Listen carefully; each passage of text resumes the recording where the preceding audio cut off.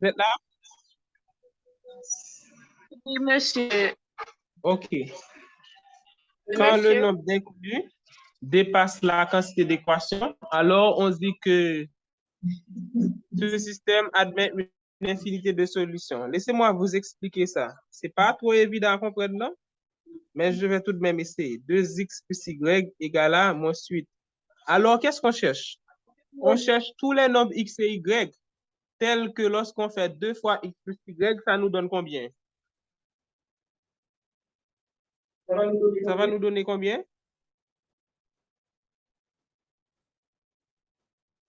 Lorsqu'on fait 2 fois x plus y, ça doit toujours nous donner combien? Moins 8. Moins 8. Moins 8. Maintenant, voilà. Quand on avait ce système-là, dans ce système-là, ça disait quoi? Où est le système? Oui, ce système.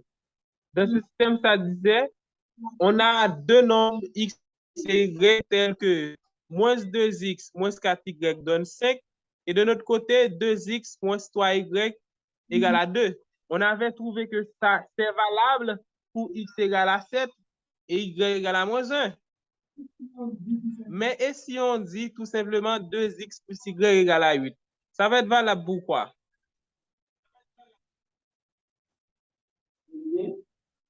Eh bien, quand le nombre d'inconnus dépasse le nombre d'équations, qu'est-ce qu'on fait à ce moment-là? On peut fixer, on peut dire par exemple, si x égale à 2, alors y va être égal à quoi d'après vous? Si x égale à 2. On va apporter la valeur de Apporter la valeur l'équation. de x de l'équation, ce sera Donc ça, oui, donc ça va faire 2 fois y. 2 plus y égale à combien? Égale à 8, n'est-ce pas? Vous êtes d'accord?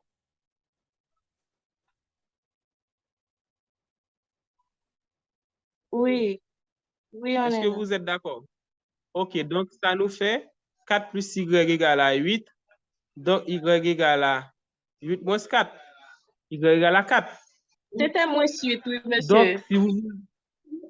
Ah oui, désolé, moins 8. Moins 8, donc moins 8, moins 4, donc Moins ça fait moins 12. 12. Désolé. Donc, si on va vérifier vraiment, avec x égale à 2, y égale à moins 12, ça va nous donner moins 8 vraiment. Maintenant, j'avais décidé de prendre x égale à 2, mais je pouvais prendre n'importe quelle autre valeur pour x. Vous êtes d'accord avec ça? Je pouvais prendre x égale à 1, 4, 5, moins 3, moins 8. À noter que chaque valeur que l'on prend pour 1, on aura une autre valeur pour y. Est-ce qu'on aura toujours la valeur de moins 12 pour y?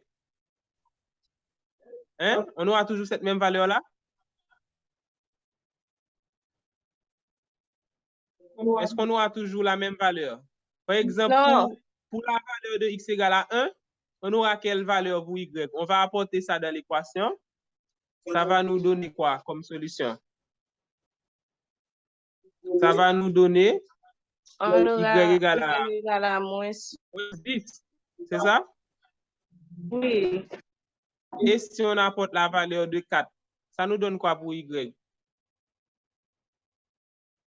Avec 4, ça va donner moins 16. N'est-ce pas? Avec 4, qu'est-ce qu'on fait? On fait 2 fois 4 plus y égale à moins 8. 2 fois 4 donne 8, donc 8 plus y égale à moins 8. On transpose 8, donc ça fait y égale à moins 8, donc y égale à moins 16. Vous êtes là? Avec 5, on apporte encore 5 dans l'équation. Donc, ça nous fait 2 fois 5 plus y, donc ça fait 10 plus y, donc ça nous donne y égale à moins 8, moins 10, donc y égale à moins 18. Ainsi de suite.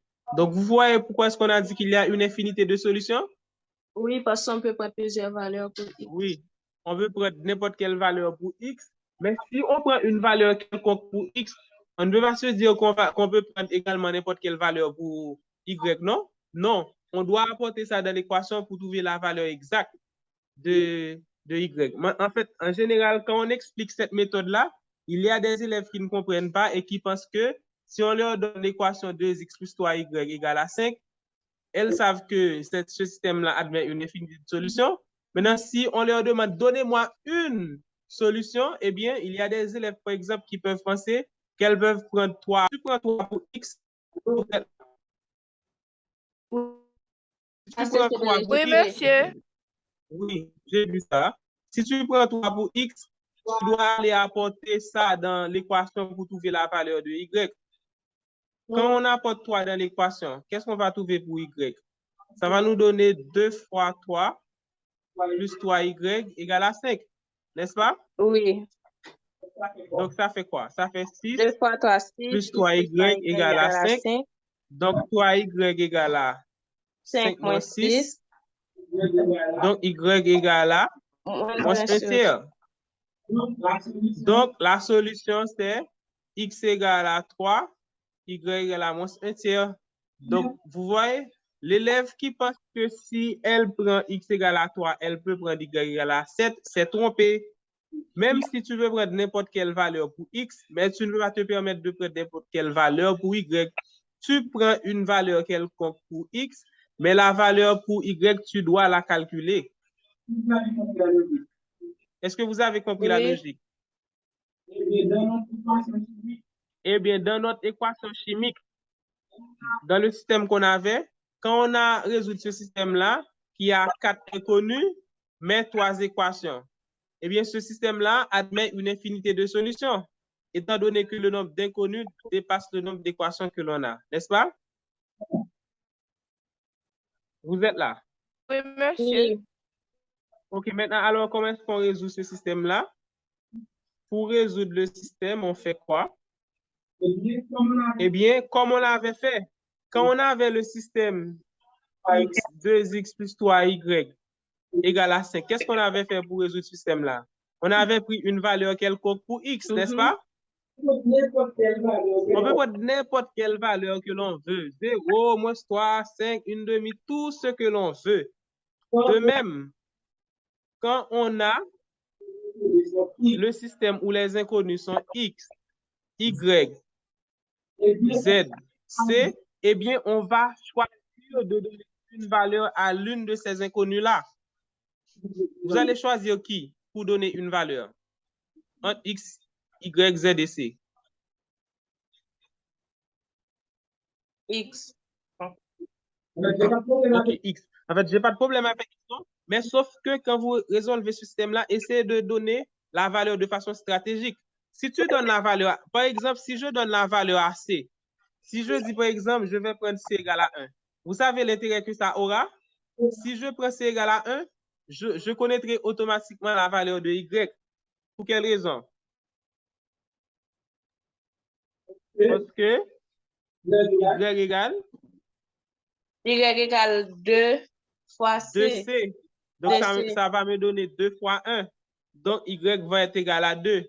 Vous êtes d'accord? Donc, ça signifie faire un choix stratégique. Maintenant, si j'avais pris x égale à 1, j'allais utiliser l'équation x égale à 4z. Donc, j'allais remplacer dans cette équation-là, l'équation qui est ici, j'allais remplacer x par 1. Ça allait me donner 1 égale 4z. Donc, j'aurai Z. Z allait être égal à quoi? D'accord? Vous n'êtes pas d'accord qu'il est plus facile avec la valeur qu'on a fixée On pour pouvait C que X? aussi donner une valeur à Z. Oui. Donc, c'est pour cette raison-là que j'ai dit qu'il faut prendre la valeur de façon stratégique. Il faut prendre la valeur avec l'équation qui va nous donner la solution la plus rapide. Donc, y égale à 1, y égale à 2. Donc, on a déjà deux inconnus. Il nous manque qui maintenant?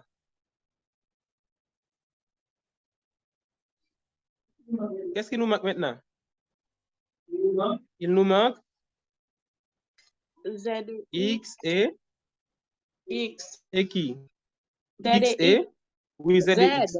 OK, par exemple, pour trouver X, ou bien Z d'abord, on peut trouver Z d'abord avec l'équation Y égale à 3Z. On a Y, on va remplacer Y par sa valeur. Y est égal à combien? 2. 2. Donc, ça nous fait 2 égale 3Z. Donc, Z est égal à combien?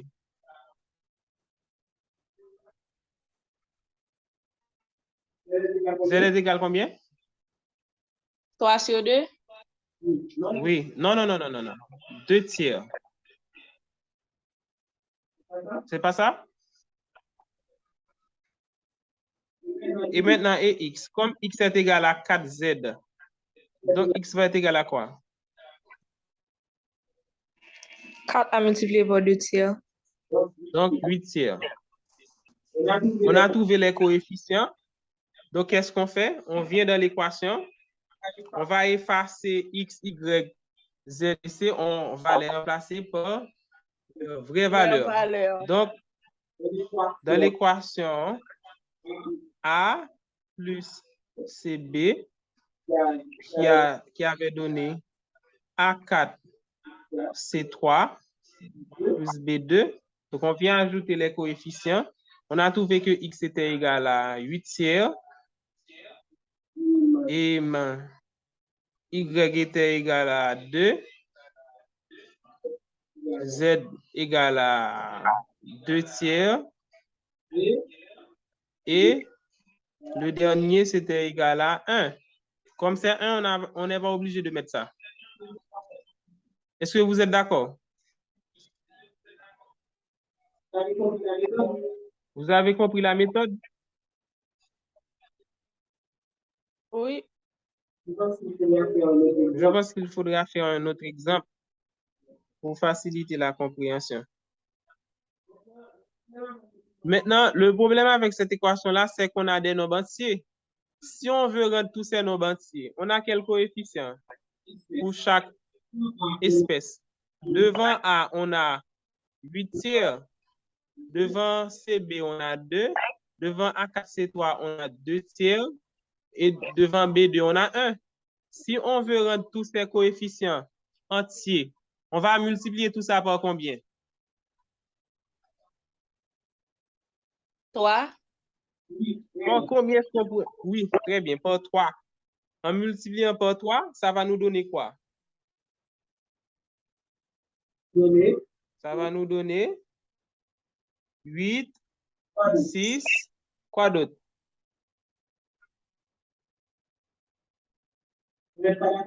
Vous n'êtes pas d'accord? 2. 3 fois 8 tiers. On simplifie par 3. Oui, 2. Et à la fin? 3. Donc, on peut réécrire l'équation comme étant, lorsqu'on a l'équation A plus CB qui donne A4C3 plus B2. Et avec les coefficients entiers, on met 8, 6, 2, 3. Ces coefficients-là, on les appelle des coefficients stoichiométriques, qui sont les plus petits entiers qui permettent d'équilibrer l'équation.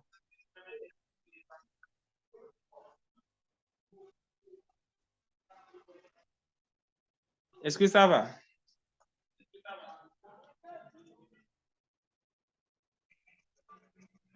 Est-ce que ça va? OK. Je vais prendre un autre exemple.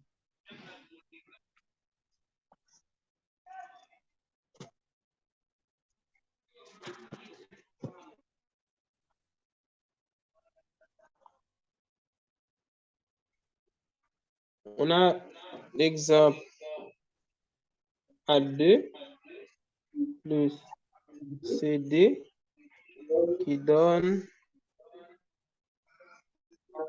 A3 D2 plus C2.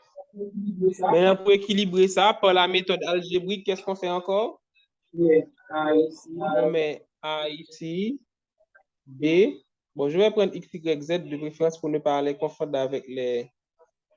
Je prends X, Y, Z, T. On commence à compter. On a combien de A à gauche?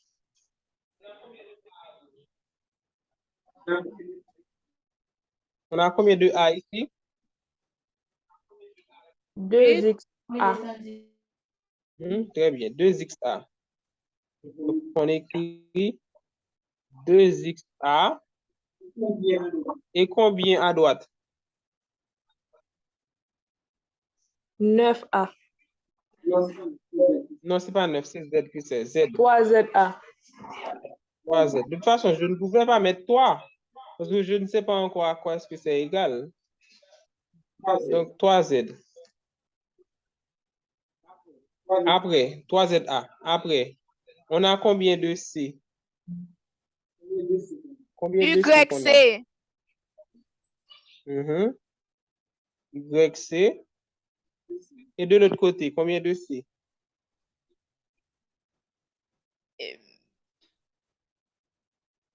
Ça, c'est la lettre T. 2TC.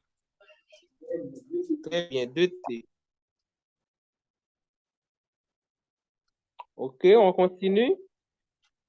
Combien de D qu'on a? YD. Et de l'autre côté?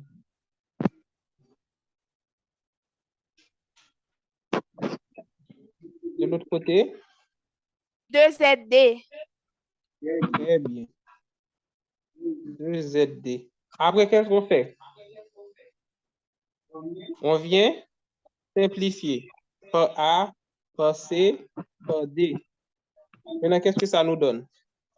Ça nous donne notre système d'équation. La première équation, c'est quoi? 2x égale 3z. 2x égale 3z. Deuxième équation. Y égale 2t.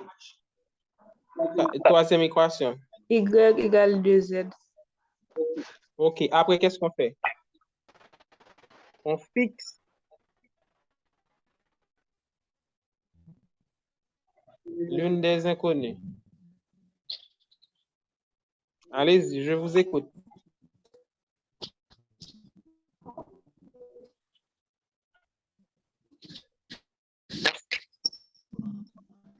On veut fixer qui? On va donner une valeur à Oui. À qui? À Z. On prend quoi pour Z, par exemple? On va dire z égale à 2. Donc, si Z égale à 2, Y égale à combien automatiquement? Y égale à 4. Après, qu'est-ce qu'on fait? On vient de trouver Y, donc on peut apporter la valeur de Y de l'équation 2. Donc, ça nous fait quelle équation? 4 égale 2t. 4 égale 2t. Donc, T égale 4 demi. Donc, T égale 2. Maintenant, il nous reste à trouver qui? Et de la première équation, on va encore remplacer z par sa valeur 2. Yeah. Donc, ça nous fait 2x égale à 3 multiplié par 2. Donc, X égale à 3. X égale à 6 sur 2, 3. Donc, on réécrit l'équation qui était A2 plus CD qui donne A3 D2 plus C2. Maintenant, on vient ajouter les coefficients. X qui est 3, Y qui est 4, Y qui est 4, Z qui est 2, Z qui est 2 T 2, et 2. T qui est 2. Très bien. Maintenant, il y a une chose qu'on n'avait pas fait. Il fallait qu'on vérifie. On compte. Maintenant, on compte. On a combien de A ici au total? 6 ça.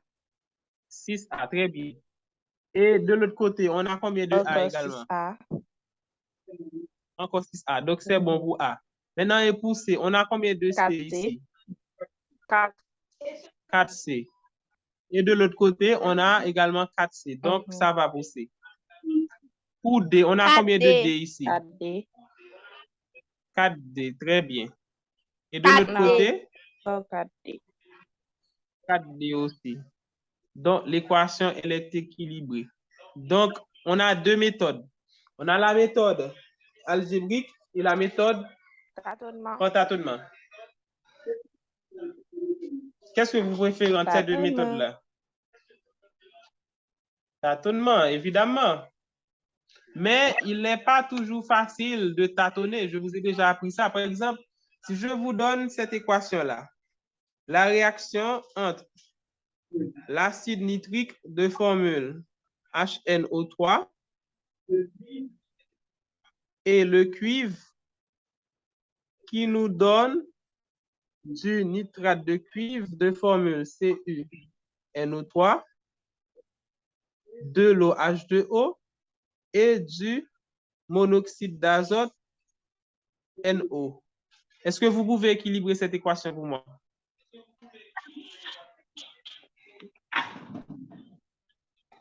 Par tâtonnement ou méthode algébrique?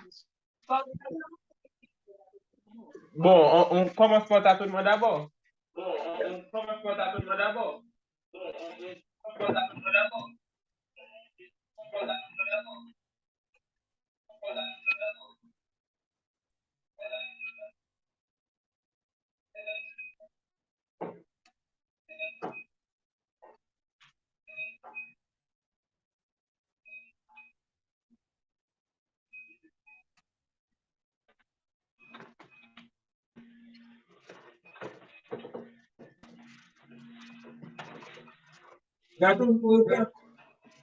J'attends vos réponses.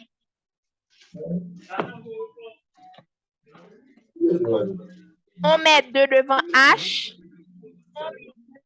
Attends. Mais je laisse les gens pas l'équation. Qui? Attends.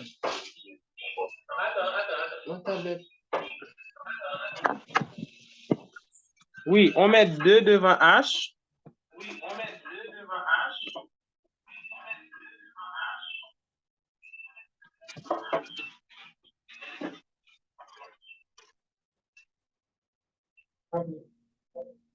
Après.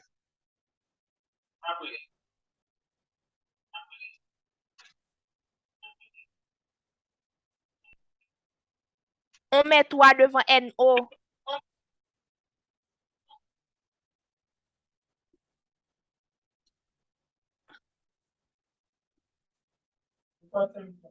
Pourquoi tu as mis toi devant NO?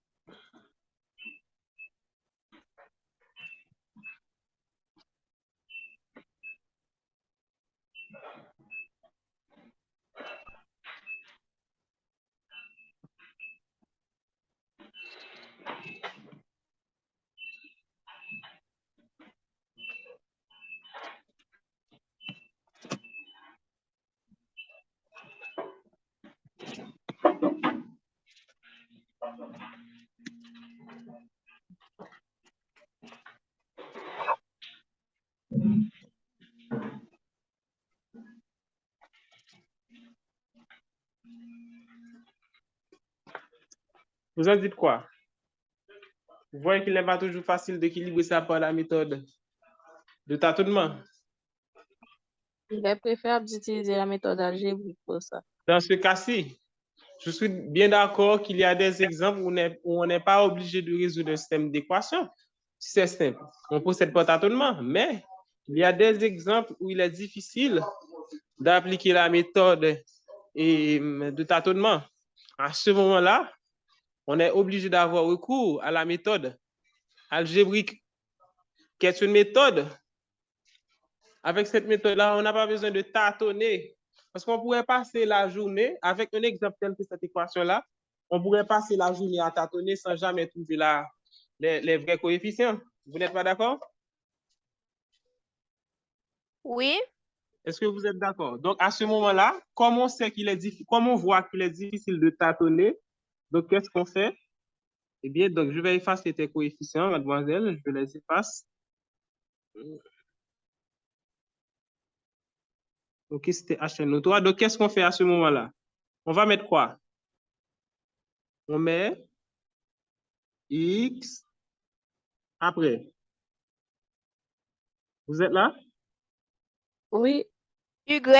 X, Y, oui. Z. Z. T. T. Et puis, on a besoin d'une autre. On met par exemple K. Tu es d'accord? Oui, monsieur. Maintenant, on aura quel système? On a XH égale à quoi? On a combien de H de l'autre côté?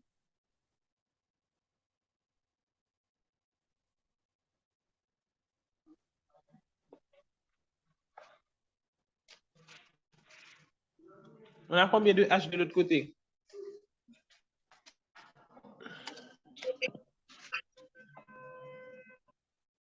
Combien de H qu'on a de l'autre côté? Allô? On a combien de H ici? Où ça, monsieur? De l'autre côté, à droite, on a combien de H? 2TH. 2T. Donc, X égale à 2T. C'est notre première équation. Oui. Maintenant, pour N, on a combien de N ici? XN. On a également XN. Et de l'autre côté, on a combien de N? Pour N, faites attention. Déjà ici, on a combien de N? ZN plus AN. Zn. Mais on a encore autre N, on a Kn ici. Donc, ça nous fait Xn plus Kn. Donc, ça fait X plus K. Vous êtes d'accord? Non, non, Z plus K. Vous êtes d'accord? Vous êtes là? Z plus K. Maintenant, on va pour O. On a combien de O ici? 3XO. Très bien. 3X.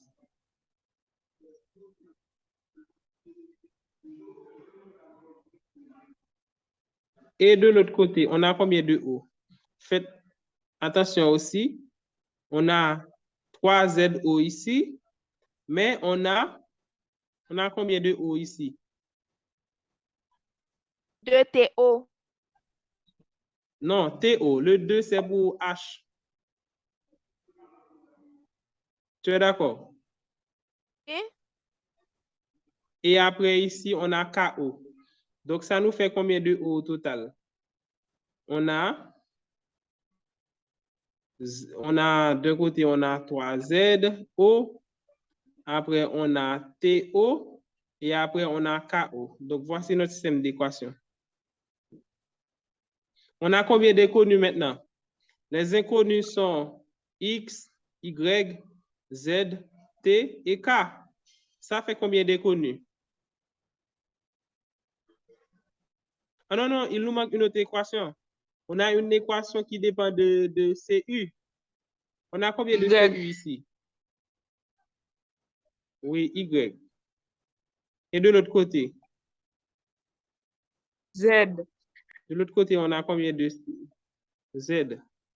Donc, on a combien d'inconnus? On a 5 inconnus, mais on a combien de systèmes d'équations? 4 systèmes d'équations. Donc, quand le nombre d'inconnus dépasse le nombre d'équations, qu'est-ce qu'on dit? ce système-là admet une infinité de solutions. Et pour trouver une solution de ces infinités-là, qu'est-ce qu'on fait? On va fixer l'une des valeurs. Cette fois-ci, qui est-ce qu'on va fixer? Stratégiquement, on va fixer qui? Stratégiquement, on va fixer qui?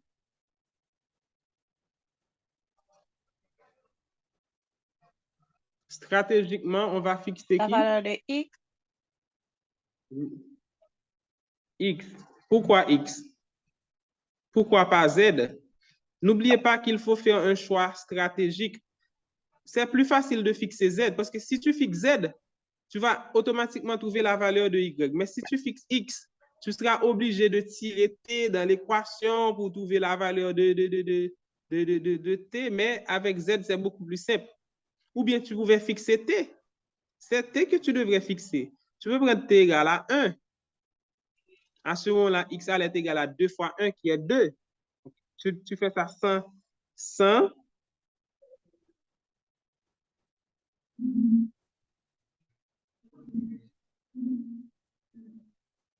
Est-ce que vous avez compris? Allô? Oui, monsieur. Oui. OK, donc on continue. On va fixer qui à la fin? Est-ce qu'on va fixer Y, Alors, Z on ou bien prend T? T. Qui est-ce qu'on va fixer? OK, on prend T. On fixe T à combien? 3. OK, on fixe T à 3. Donc, ça va faire combien pour X? Comme X égale à 2T, 6. donc ça Oui. fait 6 pour X. Maintenant, qu'est-ce qu'on va trouver d'autre? Donc, ça va nous donner quoi? On va apporter ces deux valeurs-là, T pour 3 et 6 pour X dans les autres équations. Donc, ça va nous donner pour la deuxième équation, ça nous donne 6 égale Z plus K. Z plus K. Pour la troisième équation, qui a 3x, donc 3 fois 6 qui donne 18. 18 égale 3z plus t qu'on a déjà, qui est 3, plus k. Et la dernière équation, c'est y égale à z. Qu'est-ce qu'on fait? On a combien de connus maintenant de ça?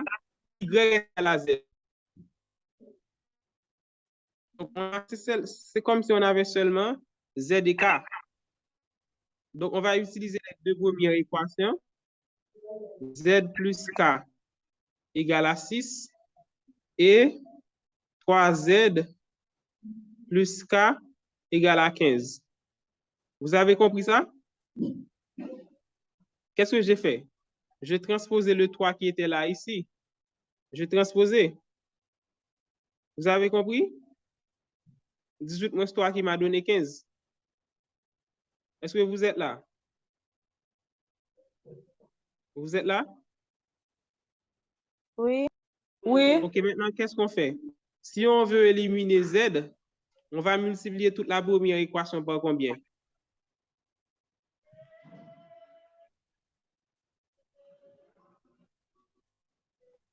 En cherchant à éliminer z, on multiplie toute la première équation par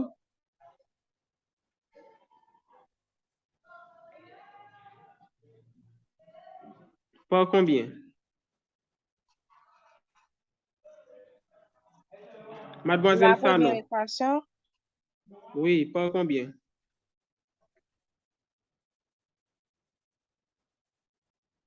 Moins 3. 3. Oui, on ça. Donc, ça va nous donner moins 3z Plus moins 3k égale moins 18. Et la deuxième équation reste telle qu'elle était. 3Z plus 3z K égale 15. plus k égale à 15. On additionne, donc on élimine les z. Qu'est-ce qui va rester? Moins 3k plus k, ça donne combien? Ça donne moins 2k égale moins 3.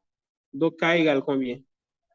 Donc k égale 3 demi. Moins 3 sur... Moins 2, qui est 3 demi.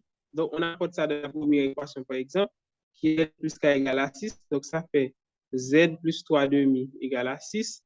Donc z égale à 6 moins 3 demi. Donc z égale à 9 demi. C'est ça? Donc, si Z égale à 9 demi, comme Y était égal à Z, donc Y égale à 9 demi également. Donc, on a trouvé quoi? On a trouvé X égale à 6. X égale à 6, Y égale à 9 demi, Z égale à 9 demi. C'est ça dans notre X, Y, Z égale à 9 demi. On a trouvé combien pour T? T égale à 3. T égale à 3. Et K égale combien encore? 3 demi. Donc, pour notre équation, dont on avait à équilibrer, qui était HNO3 plus Cu, qui donne CuNO3 plus quoi? Plus H2O plus NO.